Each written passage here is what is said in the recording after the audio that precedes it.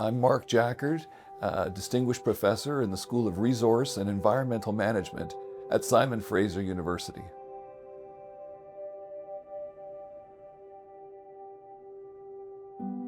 I'm an economist who studies sustainable energy.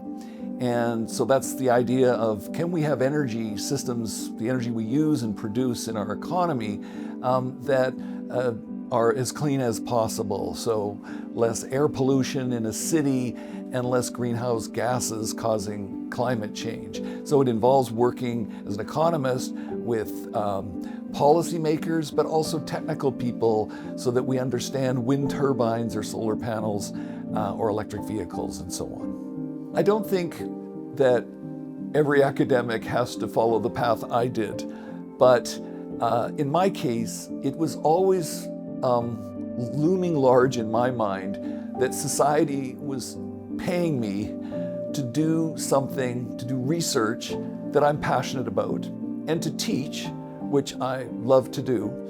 And I just always felt that that research should be very focused on giving back to society, in other words, helping it with really big challenges. And sustainable energy, especially the aspect of sustainable energy that dominates right now, which is climate change, is a big challenge for society. It's a wicked problem. It's first of all, fossil fuels are actually a really great form of energy, which has improved human longevity and quality of life. But at the same time, we have to stop burning fossil fuels, and we need society to be on side for that. And so it's meant that I need to be ready to be out there in order to influence politicians, but also to help inform the public about how could they figure out if this politician was really sincere about climate action and these particular policies might work.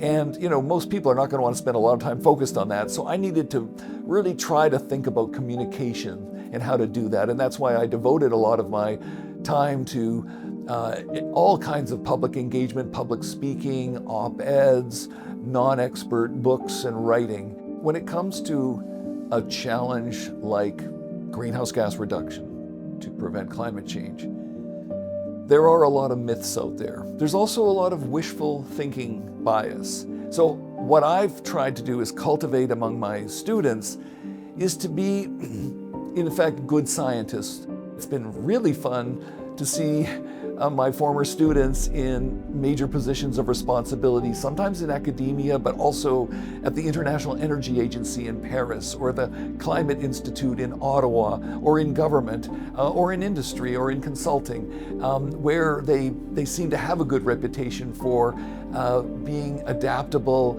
and sort of nonpartisan, like really trying to get to the right evidence.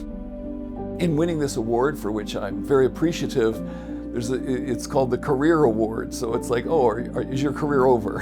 And that's because this challenge for humanity is my passion.